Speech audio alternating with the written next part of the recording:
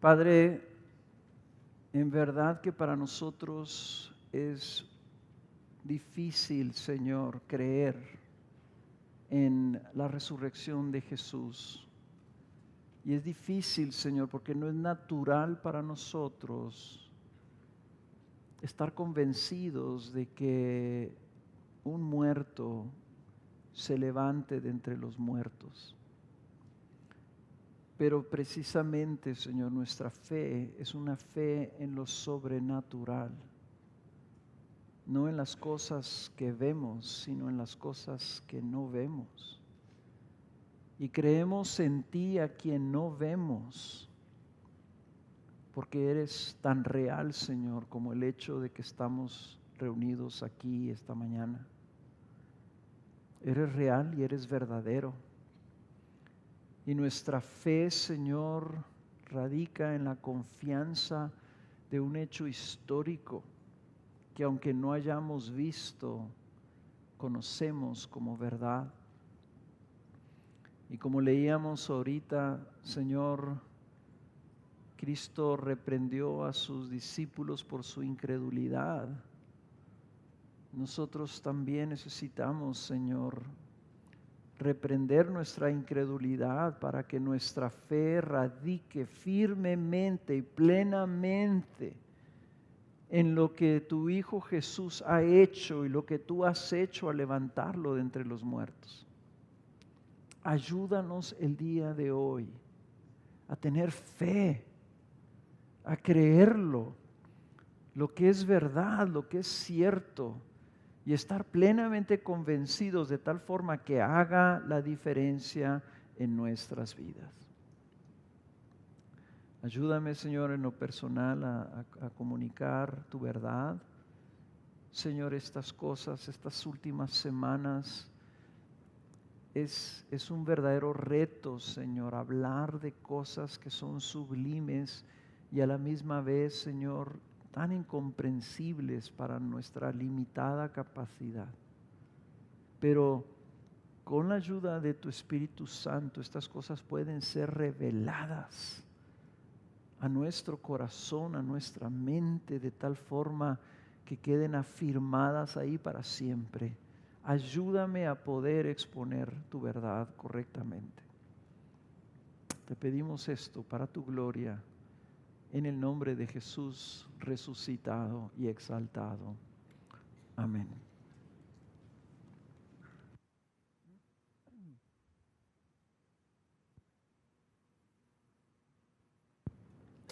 Bien, este mensaje dentro de nuestra serie de Caminando en el Espíritu, le he puesto fe en el Cristo crucificado y resucitado. Fe en el Cristo crucificado y resucitado. Así que vamos a leer el capítulo 4 del libro de Romanos y lo voy a leer desde el principio. La siguiente semana leeremos la primera parte de nuevo. Dice, ¿qué diremos entonces? ¿Que halló Abraham nuestro padre según la carne? Porque si Abraham fue justificado por las obras, tiene de qué jactarse, pero no para con Dios. Porque ¿qué dice la Escritura? Y creyó Abraham a Dios y le fue contado por justicia. Ahora bien, al que trabaja, el salario no se le cuenta como favor, sino como deuda. Mas al que no trabaja, pero cree en aquel que justifica al impío, su fe se le cuenta por justicia. Como también David habla de la bendición que viene sobre el hombre a quien Dios atribuye justicia aparte de las obras. Bienaventurados aquellos cuyas iniquidades han sido perdonadas y cuyos pecados han sido cubiertos. Bienaventurado el hombre cuyo pecado el Señor no tomará en cuenta. ¿Es pues esta bendición solo para los circuncisos o también para los incircuncisos? Porque decimos, a Abraham la fe le fue contada por justicia. Entonces, ¿cómo le fue contada? ¿Siendo circunciso o incircunciso? No siendo circunciso, sino siendo incircunciso. y recibió la señal de la circuncisión como sello de la justicia de la fe que tenía mientras aún era incircunciso, para que fuera padre de todos los que creen sin ser circuncidados, a fin de que la justicia también a ellos les fuera imputada. Y padre de la circuncisión para aquellos que no solamente son de la circuncisión, sino que también siguen en los pasos de la fe que tenía nuestro padre Abraham cuando era incircunciso. Porque la promesa a Abraham o a su descendencia de que él sería heredero del mundo no fue hecha por medio de la ley, sino por medio de la justicia de la fe. Porque si los que son de la ley son herederos, van resulta la fe y anulada la promesa. Porque la ley produce ira, pero donde no hay ley tampoco hay transgresión. Por eso es por fe, para que esté de acuerdo con la gracia, a fin de que la promesa sea firme para toda la posteridad, no solo a los que son de la ley, sino también a los que son de la fe de Abraham, el cual es Padre de todos nosotros. Y estos son nuestros versículos. Como está escrito: te he hecho padre de muchas naciones delante de aquel en quien creyó, es decir, Dios, que da vida a los muertos y llama a las cosas que no existen como si existieran. Él creyó en esperanza contra esperanza, a fin de llegar a ser padre de muchas naciones, conforme a lo que se le había dicho: así será tu descendencia. Y sin debilitarse en la fe, contempló su propio cuerpo, que ya estaba como muerto, puesto que tenía como 100 años, y la esterilidad de la matriz de Sara. Sin embargo, respecto a la promesa de Dios, Abraham no titubeó con incredulidad, sino que se fortaleció en fe, dando gloria a Dios y estando plenamente convencido de que lo que Dios había prometido, poderoso era también para cumplirlo, por lo cual también su fe le fue contada por justicia. Y no solo por él fue escrito que le fue contada, sino también por nosotros, a quienes será contada, como los que creen en aquel que levantó de los muertos a Jesús nuestro Señor, el cual fue entregado por causa de nuestras transgresiones y resucitado para nuestra justificación.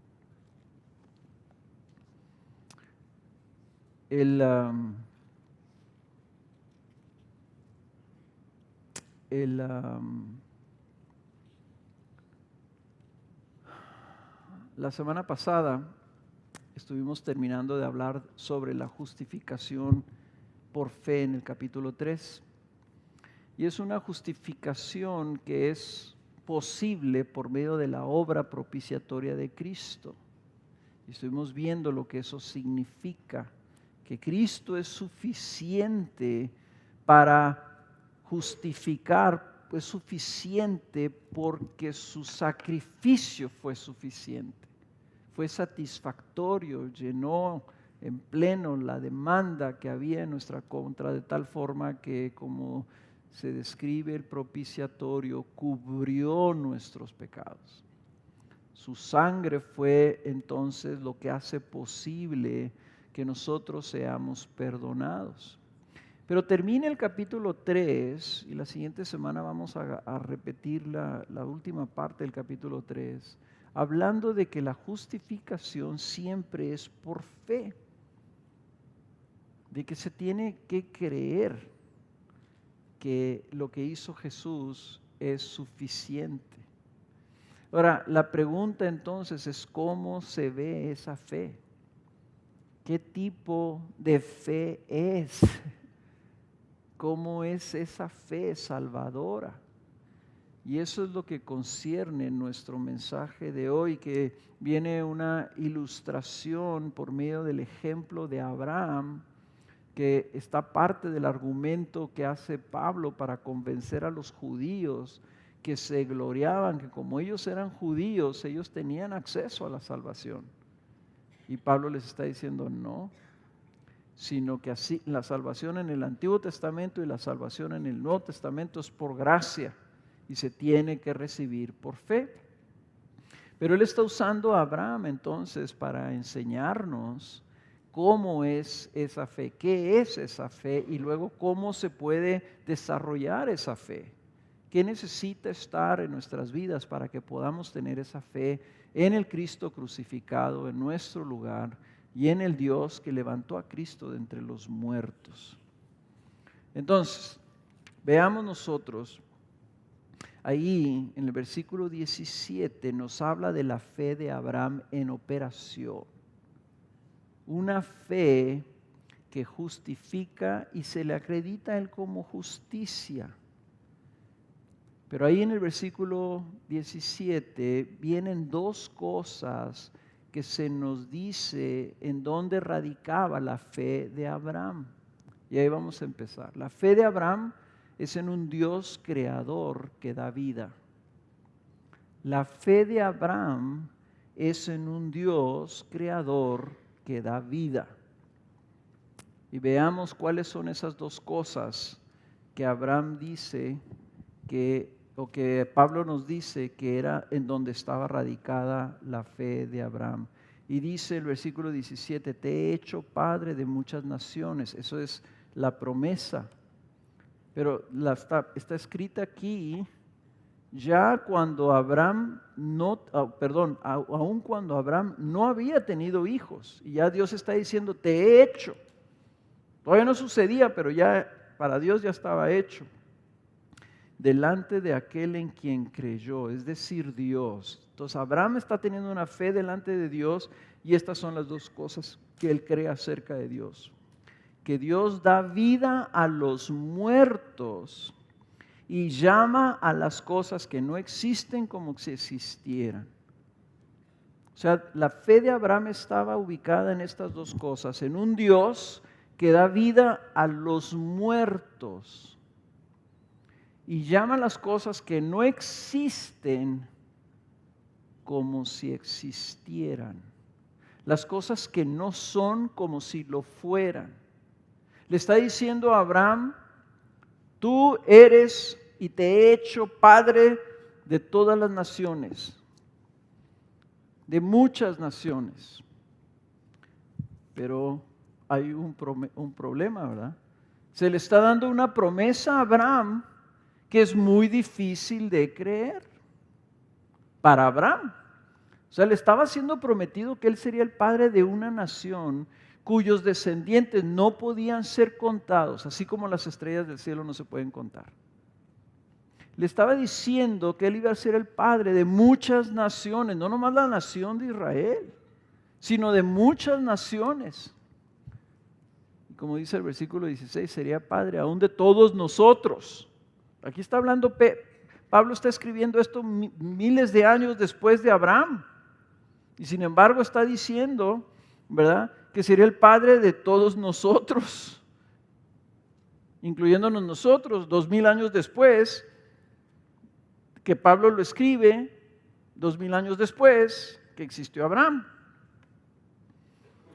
O sea, esto es algo realmente increíble para Abraham. ¿Por qué? Porque dice que Abraham estaba más cerca de la muerte que de la vida. O sea, vean el problema, veamos la situación. Dios le promete a Abraham algo glorioso, tremendo, pero a la misma vez increíble, mucho más de lo que se pueda imaginar. Eso sería increíble aún para que se lo dijeran a un joven de 20 años. Tú vas a ser el padre de muchas naciones. Y tú te ves aquí en Ciudad Juárez y dices, bueno, pues yo pensaba tener 2 chavitos, ¿verdad? Pero Abraham se está viendo a sí mismo. Abraham ve sus circunstancias, ve su cuerpo, ve sus limitaciones. Tiene casi 100 años y dice que está como muerto. ¿Lo ven? El versículo 19 dice, contempló su propio cuerpo. Yo creo que cuando el Señor le dice, tú vas a ser padre de muchas naciones, Abraham volteó y dijo, Dice, estaba como muerto. O sea, nadie le dijo eso a Abraham, ¿verdad? Pero Pablo aquí lo estaba diciendo, ¿verdad? Imagínate que a ti te describan así, ¿verdad? ¿Cómo está fulano?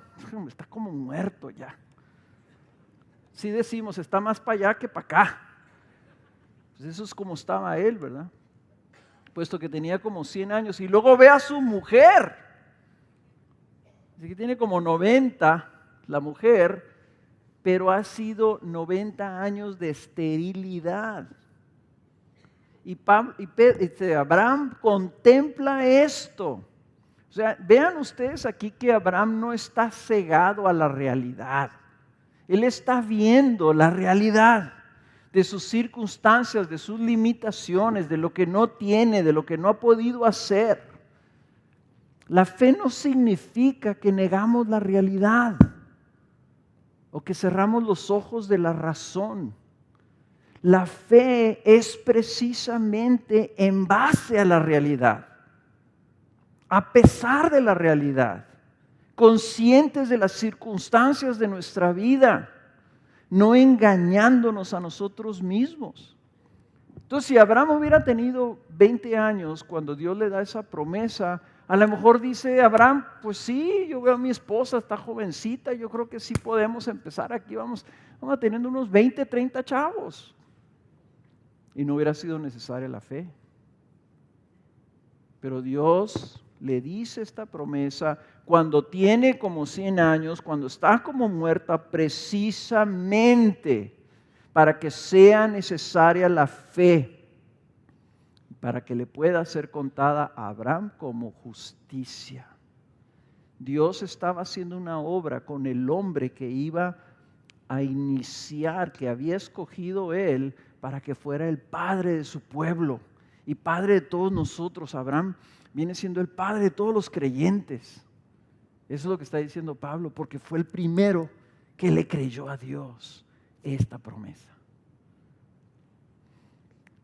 Entonces la fe, ¿qué es? La fe es creer en algo que nosotros no podemos hacer, sino solo recibir por gracia.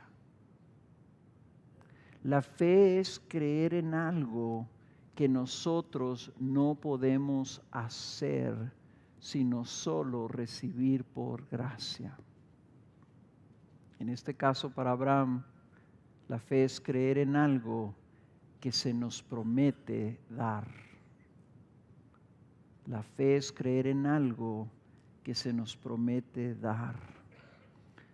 Por lo tanto, implícitamente, la fe es creer en la capacidad y fidelidad de otra persona en cumplir lo que nos ha prometido dar. ¿Siguieron ese razonamiento?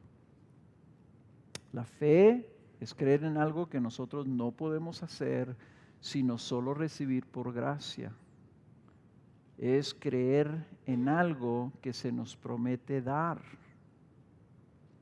Por lo tanto, la fe es creer en la capacidad y fidelidad de otra persona en cumplir esa promesa de darnos lo que nos habían prometido.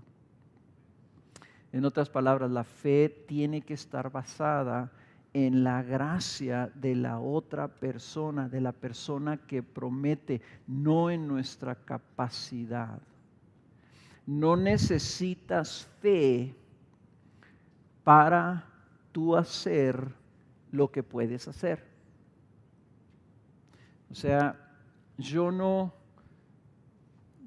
me pongo a tratar de tener fe ni batallo, por ejemplo, si yo tengo que salir a cortar el pasto. ¿Ok? Yo no estoy así, ¿podré hacerlo o no podré hacerlo? Señor, ayúdame a poderlo hacer, solamente con tu ayuda, Señor, podré salir a cortar. La verdad, las cosas es que no tengo fe para eso. Tengo que cortar el césped, salgo, saco la máquina y me pongo a cortar el zacate. Punto. No necesitas fe para las cosas que tú puedes hacer.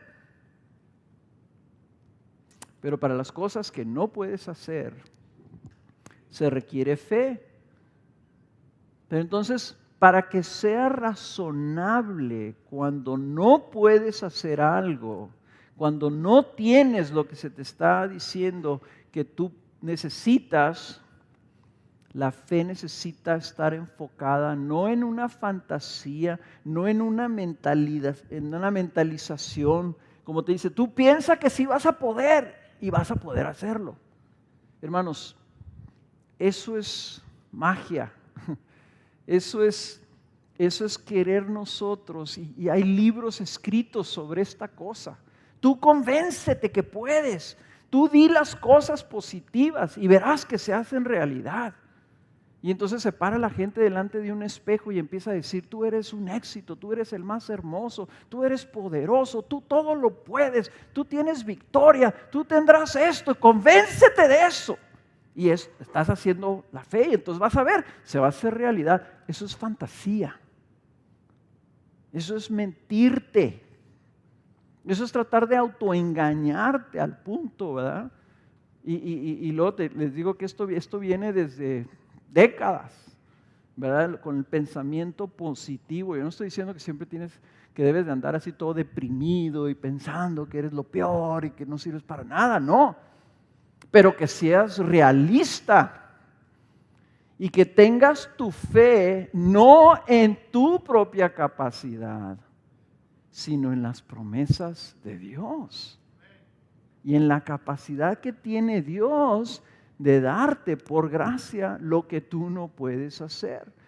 La fe entonces es en la capacidad y la fidelidad de la otra persona que te está prometiendo. Siempre la fe está basada en una promesa y en la persona que promete.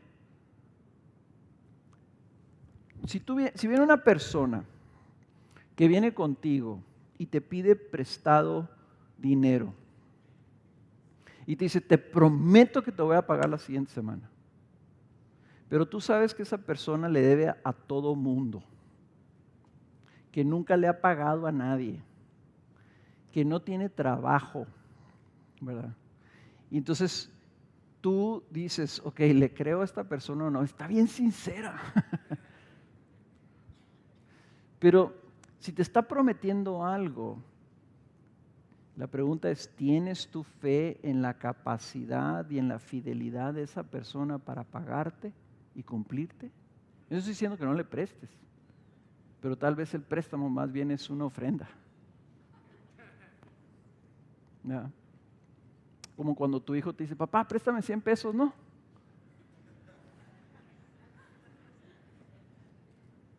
¿Para qué me pides prestado si no me los vas a devolver, verdad? Mejor dime, papá, ¿me das 100 pesos?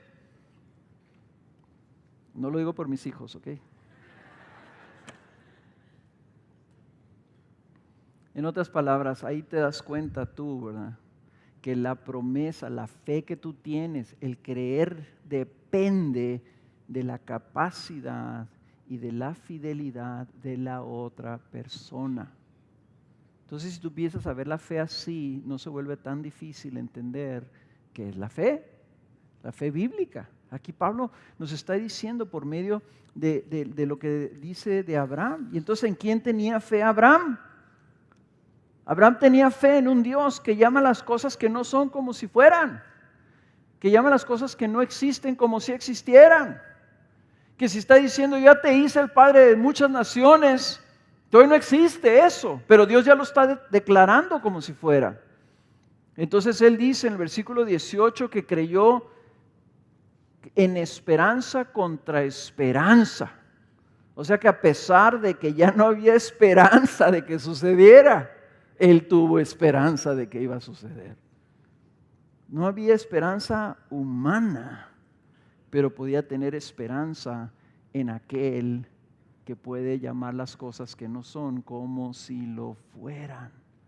Dios le estaba dando una promesa, era una promesa que no dependía de la capacidad o la habilidad de Abraham, sino de la capacidad y la fidelidad de Dios que le estaba dando la promesa. Entonces dice, la fe lo llevó a no debilitarse al ver su cuerpo. Y eso es lo que nosotros hacemos. Contemplamos como Abraham su propio cuerpo, contemplamos nuestra situación, contemplamos las cosas, las circunstancias y qué es lo que pasa. Esas cosas nos debilitan nuestra fe. Y decimos, sí tengo fe, pero ve la situación en la que estoy. Sí tengo fe, pero ¿crees que Dios te puede sanar? Sí, pero estoy bien malo. Entonces Dios nomás puede sanar de resfríos para arriba.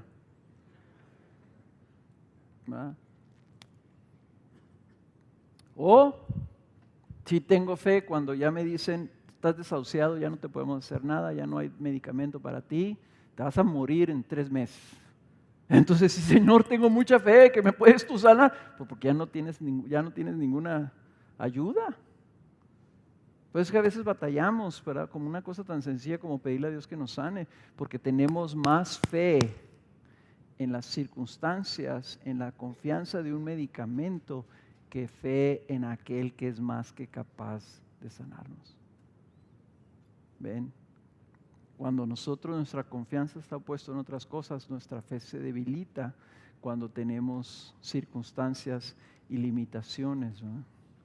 Entonces la carta de Romanos está hablando precisamente de este Dios, así empieza. Empieza hablando de un Dios que de la nada hizo todo el universo. Y dice que Él puso esa creación para que no hubiera excusa. Tú ves la creación y tienes que creer que hay un Dios que de la nada hizo todo eso. Porque esa es la gran pregunta que los científicos no pueden contestar. ¿De dónde salió todo? Y si un científico viene y me dice, ese todo salió de la nada. O sea, él mismo, está diciendo una barbaridad. Lo dicen, siendo tan inteligentes. O sea, lo más razonable sería, mira, yo no creo en Dios. Tampoco creo que todo salió de la nada. Pero no sé de dónde salió. Eso sería más honesto. En lugar de decir, todo salió de la nada. El creyente dice esto: yo creo que existe un Dios que de la nada hace que las cosas existan.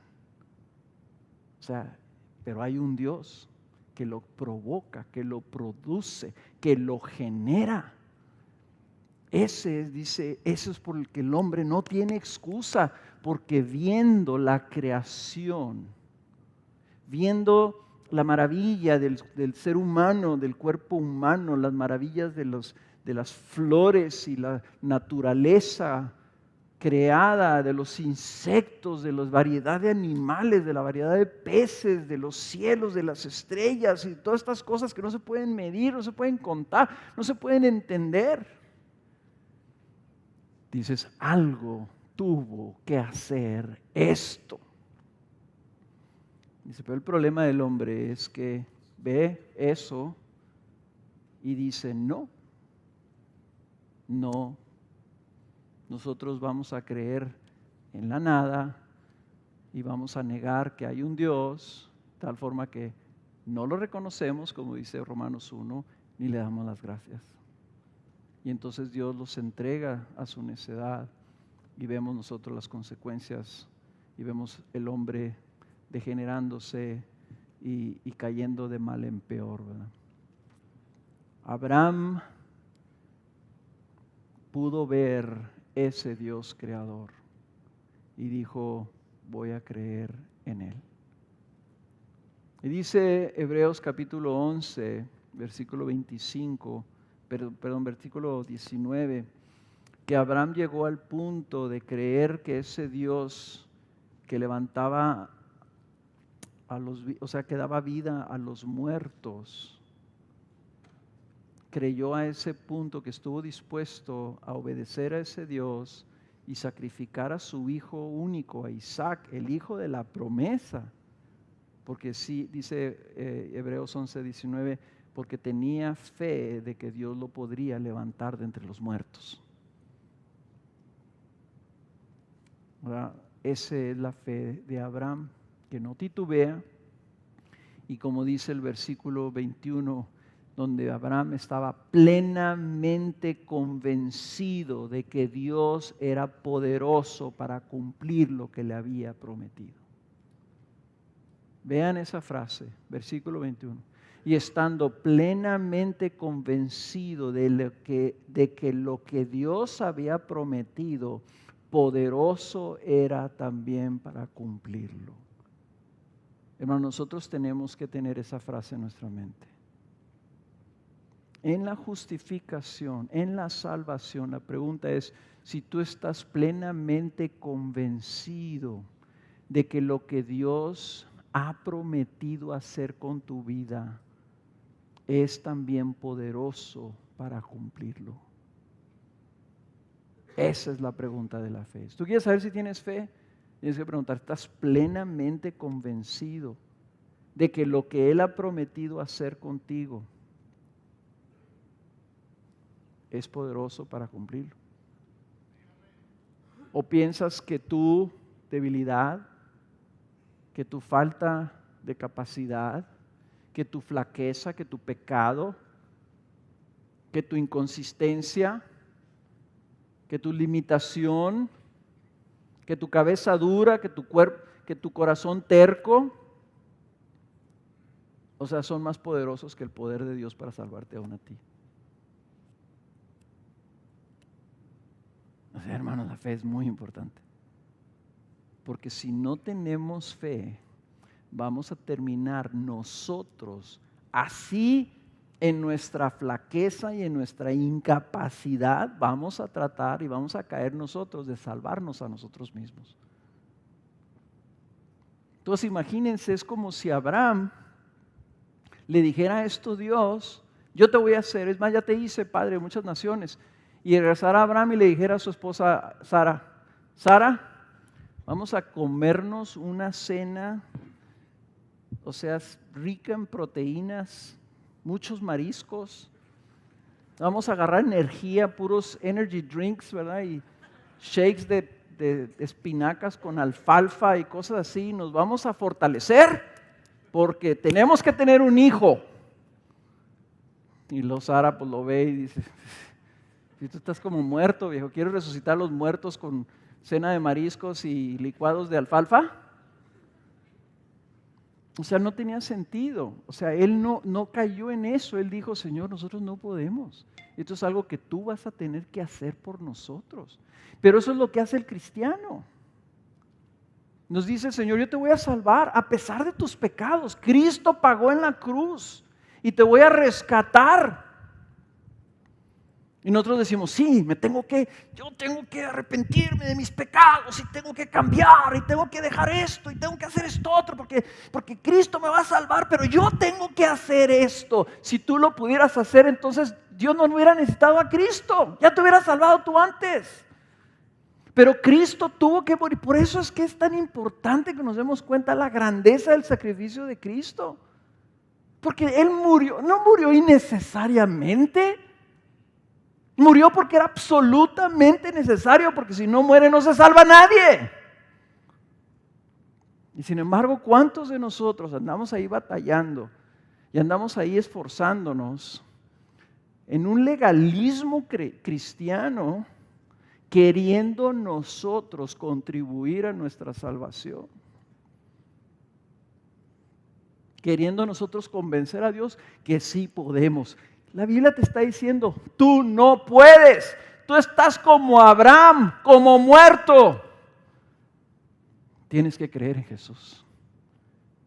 Y es la salvación, hermanos, es creer completamente, plenamente, absolutamente que Cristo es el que me va a salvar. Si Cristo no me salva, yo no entro al cielo. Siendo pastor, yo no la hago. si Cristo no me salva, no me sostiene, no me preserva, no me mantiene? Si Él no está como mi intercesor salvándome, yo me pierdo mañana.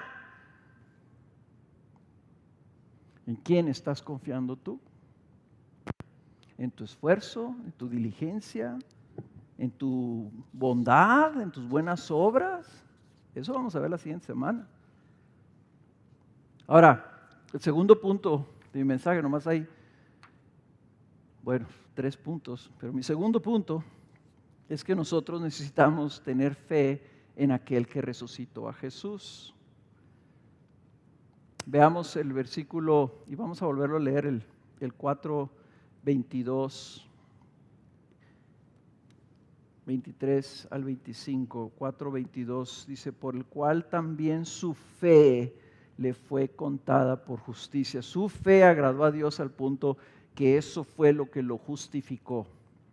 Por lo tanto, también su fe le fue contada por justicia. Y no solo por él fue escrito que le fue contada, sino también por nosotros, a quienes será contada, como los que creen en aquel que levantó de los muertos a Jesús nuestro Señor. Y luego aquí viene otra vez un versículo que resume el Evangelio, el cual fue entregado por causa de nuestras transgresiones y resucitado para nuestra justificación. O sea, fue entregado por causa. Algunas de sus Biblias pueden decir así, fue entregado por causa de nuestras transgresiones y resucitado por causa de nuestra justificación. Pero la traducción más exacta, aunque es la misma palabra, es así como viene en la Biblia de las Américas revisada, ¿verdad? Por causa de nuestras transgresiones y resucitado para, o sea, con miras a nuestra justificación. En lo natural, todos estamos irremediablemente perdidos, ¿verdad? Ya lo vimos. Capítulo 1, capítulo 2, principio del capítulo 3, estamos perdidos en lo natural. Así nacemos. Y somos enemigos de Dios. No hay ni uno solo bueno, ni uno que busque a Dios. Somos hijos de ira. Todos destinados a juicio y a condenación. Esa es la realidad. Pero Dios nos está anunciando o prometiendo una justificación que está disponible para los pecadores. Y esa justificación está disponible por la obra perfecta y suficiente de redención que llevó a cabo Jesús por medio de su sangre como propiciación por nuestros pecados. Ahora, nosotros debemos de tener una fe similar, es lo que está diciendo Pablo en el versículo 23. Nosotros debemos de tener una fe similar a la de Abraham. Vean ahí en sus Biblias el versículo, vamos a comparar el versículo 17 con el versículo 24 y 25. ¿Qué dice el 17? Dice, te he hecho Padre delante de aquel en quien creyó, es decir, Dios que da vida a los muertos, que da vida a los muertos. ¿Qué dice el 24? Dice, nosotros somos como los que creen que Dios levantó de los muertos a Jesús nuestro Señor. ¿Se fijan? El 17 dice que él creyó que Dios daba vida a los muertos y nosotros estamos llamados a creer que Dios levantó de los muertos a Jesús nuestro Señor. Abraham creyó que Dios llama las cosas que no son como si fueran. Versículo 17. Nosotros 24 y 25.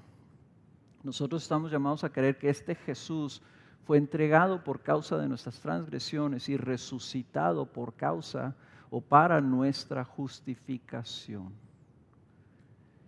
En otras palabras, Pablo lo que está haciendo ahora está completando la idea de la justicia de Dios, esa demostración que empezó en el capítulo 3 de que él venía a manifestar su justicia. Y lo está completando trayendo la resurrección ahora al argumento. Entonces lo van a ver que Romanos 8 habla mucho de la resurrección del Señor. El libro que más habla de la resurrección es el libro de Hechos. Porque la predicación de los apóstoles cuando salieron a predicar, a ser discípulos de todas las naciones, lo primero que decían es Cristo resucitó. Ese que se murió, ese que crucificaron, está vivo. Su tumba está vacía. Hermanos, una cosa que quiero nomás recordarles, la muerte de Cristo y la resurrección de Cristo son hechos históricos verificables. ¿Ok? Este libro es un testimonio. El Nuevo Testamento es un testimonio escrito por personas que fueron testigos oculares de un hecho. Necesitas 2 testigos para verificar un hecho. Aquí hay abogados. Necesitas 2 testigos. Un testigo no basta, pero 2. Con 2 se condena a una persona. Con 2 testigos de un asesinato condenan a una persona a la muerte o a la condena perpetua, cadena perpetua. Aquí dice que fue visto Jesucristo vivo por 500 personas y 500 personas que dieron su vida por testificar de esa verdad. Y dijeron, niega que Cristo está vivo o te cortamos la cabeza. Y dijeron, yo lo vi, estaba vivo. Pues le cortaron la cabeza. De esa calidad de testigos son los que escribieron esto. Y esto es un documento histórico. Lo primero que hace el diablo es decirte, esto es un mito, es una fantasía. No es cierto. Te puedo decir, nosotros estamos basándonos en algo que es un hecho real, comprobable. La tumba está vacía. Si no fuera así, habría documentos históricos que dirían, no es cierto, nosotros nos encontramos al cuerpo de Jesús. Y no lo hay. Y no lo puede haber. Porque la tumba estuvo vacía. Y es más, el testimonio es precisamente que hasta los mismos judíos pagaron a los soldados para que dijeran que se lo habían robado. Entonces hasta testifican la mentira. Hay documentos históricos fuera de la Biblia que te dicen eso, que hubo toda una controversia porque no encontraban el cuerpo de Jesús. Entonces, el problema no es el hecho real, verificable, verídico de la muerte y resurrección de Cristo Jesús. Nuestro mismo calendario lo está marcando. ¿A quién se le ocurrió eso, verdad? No, pues alguien que inventó un mito y alguien dijo, sí, vamos a cambiar el calendario sobre un mito. En fin, pero eso es otra historia. Pablo está trayendo el argumento de la resurrección de Cristo. ¿Por qué? Porque la resurrección es el sello de su obra. La resurrección es lo que confirma que Jesucristo era Dios. Él dijo, esta es la única señal que les voy a dar. Me van a matar y me voy a levantar al tercer día. Destruyan ese templo y yo lo voy a reedificar. No un templo hecho de manos. Él dijo, en esto van a saber que yo soy verdaderamente el Hijo de Dios. La única señal que necesito darles. A ver, levántese alguno de ustedes de los muertos. Por voluntad propia. Yo, Jesús, yo lo voy a hacer. Y van a ver que todo lo que yo les digo es verdad. Y todo lo que yo les prometo es verdad. Si Cristo no se hubiera levantado entre los muertos, no tendríamos ninguna confianza que lo que Él nos dijo era verdad. No podríamos tener confianza de que su muerte en la cruz iba a ser por nuestros pecados. Porque Él lo dijo, que Él iba a morir para rescatarnos. Entonces, si Él no se levanta, pues era un pobre tonto. O un pobre loco. Se ha convencido de algo que era una fantasía. Si Cristo no se levanta, ¿qué seguridad tendríamos nosotros que cuando Él entró al lugar santísimo con su sangre para derramarla ahí y pagar por nuestros pecados, que eso hubiera sido suficiente? ¿Qué seguridad tendríamos que Dios se había agradado de ese sacrificio? Pues no sabríamos. Porque para empezar, no tendríamos ninguna confianza de que Él era el Hijo de Dios. ¿Ven? Sin la resurrección, hermanos, la cruz no tiene ningún sentido. Nomás es el pobre sacrificio de un buen hombre que murió ahí, engañado, confundido, ¿verdad?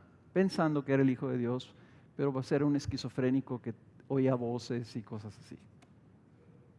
Eso es lo que el mundo piensa. Hay personas que creen en Jesús porque es un problema intelectual negar la existencia de Jesús. No, Jesús era un buen maestro. Y sí, pobrecito, lo crucificaron y hasta hay programas en la televisión. ¿Verdad? Sí, Jesús murió en la cruz, era un buen hombre. Así deberíamos de ser, aquellos que estamos dispuestos a dar nuestra vida por nuestro prójimo. Pero Jesús era Dios. Bueno, tanto así como que era Dios, pues no, ¿verdad? Yo creo que era un buen maestro. Los musulmanes creen que Jesús murió en una cruz como un buen profeta. Pero nosotros creemos que Jesús era el Hijo de Dios, verdaderamente. Y esa es para nosotros la confianza. Entonces, ¿por qué necesitamos creer? Porque dice Romanos más adelante, apenas estamos en el 4, pero adelántense ahí al capítulo 10, 8. ¿Qué dice la palabra de Dios? Romanos 10, 8 y 9. Cerca de ti está la palabra, en tu boca y en tu corazón, es decir, la palabra de fe que predicamos. Esto son la palabra de fe, que si confiesas con tu boca a Jesús por Señor, no como buen maestro, no como buena persona, no como Señor del universo, confiesas de tu boca a Jesús por Señor y crees en tu corazón que Dios le resucitó de entre los muertos, serás salvo. La negativa es, si no crees que Dios resucitó a Cristo de entre los muertos, no puedes ser salvo. La resurrección, la fe en la resurrección es necesaria para nuestra justificación. Porque nosotros tenemos que creer en un Dios que hace ese tipo de cosas. Ahora, dense cuenta, esto es algo no natural. Nosotros no hemos visto a Jesús. Los discípulos que lo vieron muerto, que lo bajaron de la cruz, las mujeres, ¿verdad?, que iban a lavarle las heridas y a lavarle la sangre ahí, a echarle especies aromáticas, lo vieron y no podían creer. Y los discípulos que anduvieron con él, que él les había dicho que iba a resucitar, no lo podían creer. Nosotros, hermanos, tenemos que creer porque creemos en un Dios que levanta a los muertos. Es algo increíble, pero es algo necesario.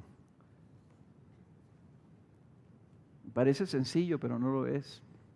Si tú no eres creyente, si tú no eres cristiano, y yo te estoy diciendo estas cosas, probablemente lo primero que me vas a brincar cuando yo te digo que eres enemigo de Dios, me vas a decir que no.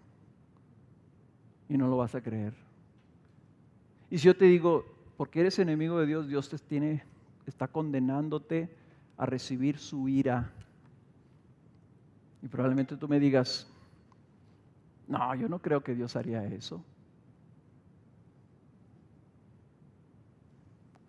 La Biblia, la palabra de Dios, está diciendo que necesitas creer eso, para que entonces puedas creer que Él envió por amor a su Hijo Jesucristo a morir en una cruz, para que al derramar su sangre, esa sangre pagara por tus pecados y que hubiera la posibilidad de que tú recibieras el perdón de tus pecados y fueras declarado justo delante de Dios y luego recibieras la promesa de la vida eterna.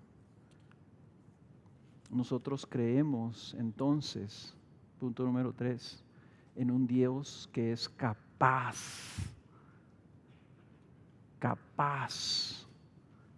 de llamar las cosas que no son como si existieran. Dios es capaz, hermanos. Miren, nomás para demostrarles el problema de la incredulidad y nuestra necesidad de fe. Vean Efesios 2. Esto está buenísimo, porque yo siempre lo leo y así como que me hace shock. Es uno de los más hermosos peros que hay en la Biblia. Cada vez que vean un pero Dios, digan, ahí viene el Evangelio. Efesios 2:4 dice, después de decir que estábamos perdidos, muertos, dice, pero Dios, que es rico en misericordia por causa del gran amor con que nos amó, aun cuando estábamos muertos en nuestros delitos, nos dio vida juntamente con Cristo. Y lo dice entre paréntesis Pablo, por gracia habéis sido salvados. ¿Quién nos dio la vida? Él. Tú no te diste tu propia vida eterna, ¿ok? Dios te dio vida, Él en su capacidad. Y fíjense lo que dice, y con Él nos resucitó. Ah, caray. Y con Él nos sentó en los lugares celestiales en Cristo Jesús, a fin de poder mostrar en los siglos venideros las sobreabundantes riquezas de su gracia por su bondad para con nosotros en Cristo Jesús. Ah, caray, ¿ya nos resucitó? ¿Ya nos sentó en lugares celestiales? Pero para mostrar su gracia está diciendo, ya nos sentó y ya nos resucitó. Porque Él es el que llama las cosas que no existen como si existieran. Para Dios ya está hecho. Para Dios eso es una realidad. Si tú estás en Cristo, tú estás resucitado. ¿Por qué? Porque no depende de ti resucitarte, sino en la promesa de Dios que te va a resucitar. ¿Y qué es lo que dice la Biblia? ¿Qué dice la Biblia? Dice que Él, dice 1 Corintios 6:14, dice, y que Dios que resucitó al Señor también nos resucitará a nosotros mediante su poder. ¿Por qué necesitamos, hermanos, creer en un Dios capaz? ¿Y por qué el énfasis en la resurrección? Porque nosotros todavía no estamos en el cielo. Y la salvación no es solamente que Cristo haya muerto por tus pecados. Un evangelio que termina en la cruz es un evangelio incompleto. La cruz es solamente el medio. Es solamente lo necesario que se tenía que hacer para que tú recibieras tu salvación. En la meta, vean, 1 de Pedro 3:18, y eso es un versículo para ustedes que están memorizando pasajes de la Biblia.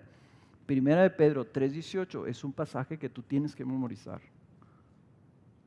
Es otro de esos resúmenes de, así como 2 de Corintios 5:21.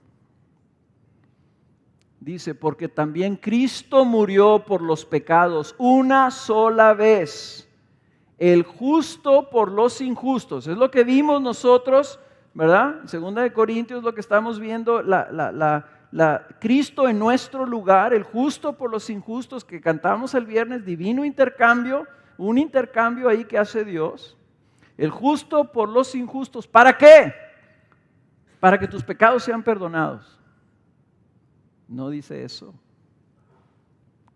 Para llevarnos a Dios. Muerto en la carne, pero vivificado en el Espíritu. Cristo murió, pero no se quedó muerto. No tenemos un Salvador muerto, tenemos un Salvador vivo.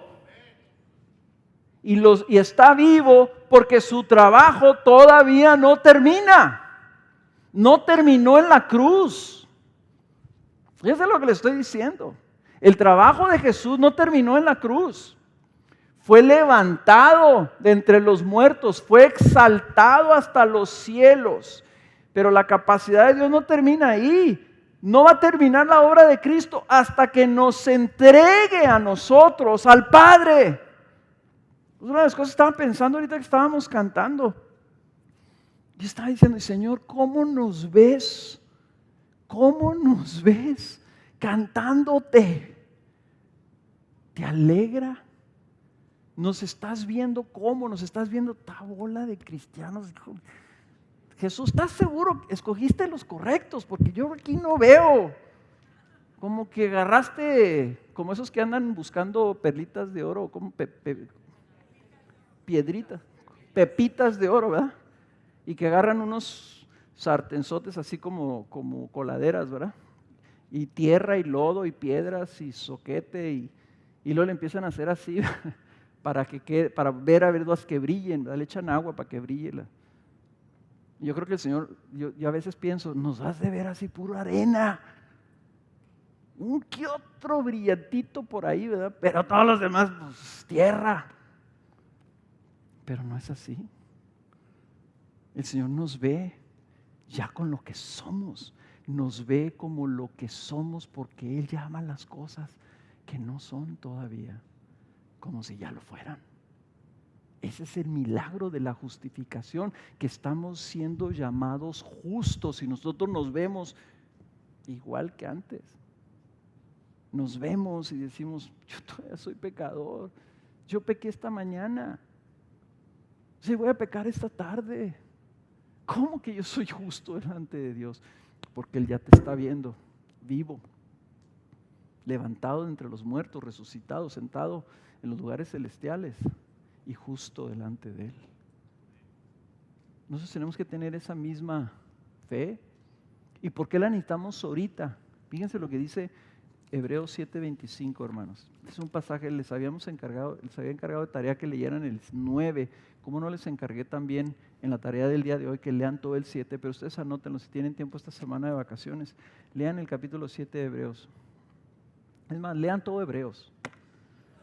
¿Por qué nos andamos brincoteando ahí, verdad? Nuestra fe tiene que ser una fe creciente. Noten que Abraham dice que se fortaleció en la fe, creció su fe. Fíjense cómo dice Hebreos 7:25, por lo cual Él, Dios, es poderoso también para salvar para siempre a los que por medio de Él se acercan a Dios. Cristo es poderoso para salvar para siempre a los que por medio de ¿quién? De Cristo se acercan a Dios, puesto que vive perpetuamente para interceder por ellos.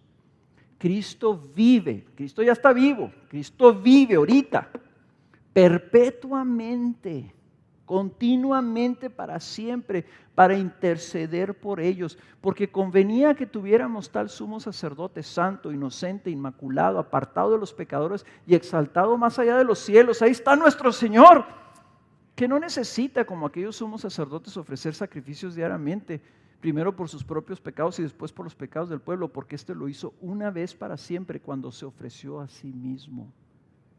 O sea, nosotros tenemos un sacerdote que ahorita está llevando a cabo la obra de intercesión. Que Cristo está intercediendo por nosotros no quiere decir que esté de rodillas pidiendo por nuestras almas. Que Cristo está intercediendo por nosotros quiere decir que está actuando como un mediador, como un sumo sacerdote, que está ofreciendo su sangre, que el ofrecimiento de su sangre está sucediendo en la eternidad, que no fue un acto que sucedió hace 2000 años, que hace 2000 años Cristo entró al lugar santísimo, pero ahí está en ese lugar santísimo. Ahora está exaltado ahí, pero sigue actuando como sumo sacerdote perpetuamente. Tu fe hoy tiene que ser en ese sumo sacerdote, en esa obra salvadora. ¿Hasta cuándo? Hasta que te encuentres delante de Dios. En otras palabras, no ha terminado, hermanos. La fe que tuviste para entregar tu vida a Cristo y para recibir tu justificación es apenas la fe de un bebé que tiene que seguir creciendo toda tu vida en Cristo. ¿Por qué? Porque dice aquí que si nuestra fe está basada en la confianza que tenemos en aquel que nos prometió, ¿qué pasa si seguimos conociendo más a ese? ¿Qué pasa si seguimos explorando y descubriendo todas más sus virtudes y sus perfecciones? ¿Qué va a pasar con nuestra fe? Va a fortalecer y va a crecer. Entonces nosotros tenemos una fe en un Dios que es más que capaz, que también es fiel, ¿verdad? Porque dice fiel es el que prometió, fiel es el que lo hará. Entonces, si nosotros confiamos en eso, nuestra fe va a ir creciendo, madurando, fortaleciéndose, al punto que en el día de nuestra muerte nosotros nos estemos despidiendo de nuestros seres queridos y de nuestros hermanos de la iglesia y digamos, ya me voy, ya llegué. Como Pablo dice, ya terminé la carrera. Mi Cristo ha sido suficiente para preservarme durante todo este tiempo. Ya me van a llevar con Dios. La fe es en un Cristo resucitado, en un Cristo vivo, en un Cristo real, que está en este momento delante de la presencia del Dios Altísimo, intercediendo perpetuamente por nosotros. No es una fe que tuviste, es una fe que necesitas hoy, en un Dios que es capaz de sostenerte. De tal forma que si tú estás todo derrotado y te sientes todo deprimido y dices, es que no puedo cambiar, pues ahí está la clave. Porque ¿cómo que no puedes cambiar? O sea, tú, claro que no puedes cambiar, es lo que dice la Biblia. Entonces, ¿cuál es el problema? Estás creyendo que tú depende de ti cambiar. Tienes que decir, es que no tengo fe que Dios me puede cambiar. Ese es el problema.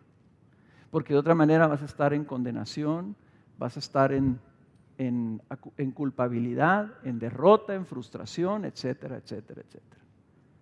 Tú necesitas creer que lo que Él prometió llevarte con Dios. Él prometió transformarte a imagen y semejanza de Él mismo. Lo que tú necesitas hacer es venir a Cristo y ponerte en sus manos. Y decirle, Señor, haz conmigo lo que tú quieras. Aquí con este que está como muerto, haz conmigo lo que tú quieras. Y eres tú, si tú nunca te has entregado a Cristo Jesús, ¿cómo te entregas a Cristo Jesús? Dile eso. Dile, Señor Jesús, aquí estoy, haz conmigo lo que tú quieras. ¿Quieres salvarme? Sálvame. ¿Quieres cambiarme? Cámbiame. Yo me encuentro tantas personas que me dicen, no, es que no quiero entregarme a Cristo porque voy a tener que dejar esto y voy a tener que dejar aquello y voy a tener que cambiar en esto y esto me gusta mucho. Déjale el problema al que te va a cambiar. Tú entrégate a Cristo Jesús, que es Dios y Señor de todos. Tú cree en Él y pon tu vida en sus manos. Oye, es la gloria estar con Jesús. ¿Qué estás pensando? Y es que si, ¿cómo le voy a hacer para cambiar? Es que tú no lo vas a hacer. Si pudieras cambiar, ya hubieras cambiado. Tienes que confiar en Él. Entrégate a Él. Es una fe que no es irracional. Es una fe que se basa en el que te promete, en su capacidad y en su fidelidad. El problema para los creyentes es una fe débil. Y si tu fe es débil, ponte a conocer al Cristo de la Biblia, al Dios eterno que por amor lo entregó, al Dios poderoso que hizo todas las cosas y que gobierna todas las cosas, que se ríe de las naciones, que se ríe de los necios, que está exaltado por sobre todas las cosas y que vive por eternidad, de la eternidad a la eternidad. Conócelo y confía en Él y verás cómo tu fe se fortalece y verás cómo la realidad de las promesas de Dios se hacen reales en tu vida.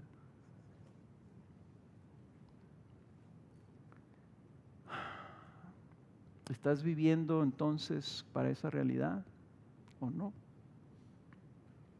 Una de las cosas que les puse en su tarea y los quiero retar, yo sé que no hay grupos de casa, muchos grupos de casa no se están reuniendo en estas semanas, pero ustedes hagan su tarea. Una de las cosas que le estaba poniendo yo ahí es, si Cristo está vivo y está intercediendo, y si tú estás viviendo para la resurrección, que está prometida, que si lo resucitó a Él te resucitará a ti, ¿para qué estás viviendo? ¿Estás viviendo para el aquí, para el ahora o para tu destino? Y hermanos, es la razón por la que muchos cristianos son ateos funcionales, porque no creen lo que la Biblia dice que es la promesa de Dios. Y viven como si su destino no fuera estar con el Señor para siempre. Viven como si este fuera su destino. Y tienen de aquí hasta el día que se mueran para cumplirlo. Son ateos funcionales. Si tú crees que Cristo resucitó, que Cristo vive y que intercede perpetuamente por ti, ¿cómo vas entonces a vivir?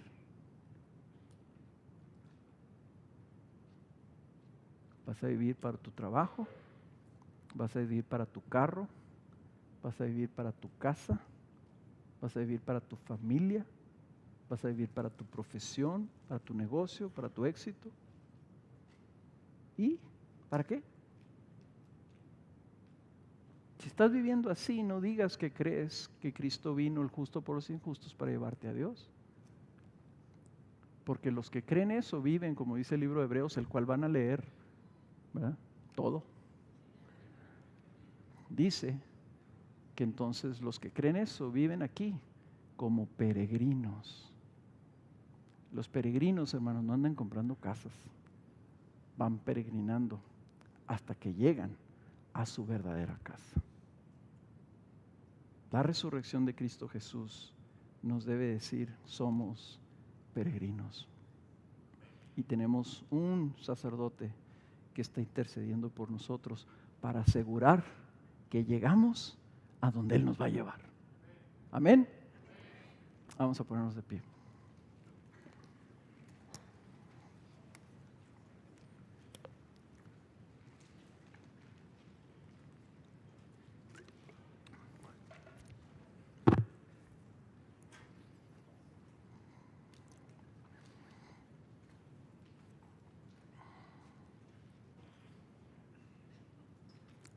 Señor, ayuda nuestra incredulidad. De manera especial te pido, Señor, por aquellos que no pueden creer, que están perdidos sin ti, que no pueden creer, Señor, que tú cambias vidas, que no pueden creer que tú eres suficiente, que no pueden creer, Señor, que hay una vida gloriosa después de la muerte y también hay un juicio terrible para aquellos que no creen en ti. Te pido, Señor, que ayudes su incredulidad y les concedas una fe salvadora, una fe en Cristo Jesús. Ayúdalos, Señor, ten misericordia de ellos y concédeles esa gracia. Si tú eres el que salvas, salva aún hasta los incrédulos. Algunos de ellos están aquí, Señor. Sálvalos. Y Señor, por nosotros que hemos creído en ti, tal vez nuestra fe sigue siendo, Señor, bien pequeña, bien infantil. Y necesitamos crecer, Señor, en nuestra fe y que nuestra fe se fortalezca.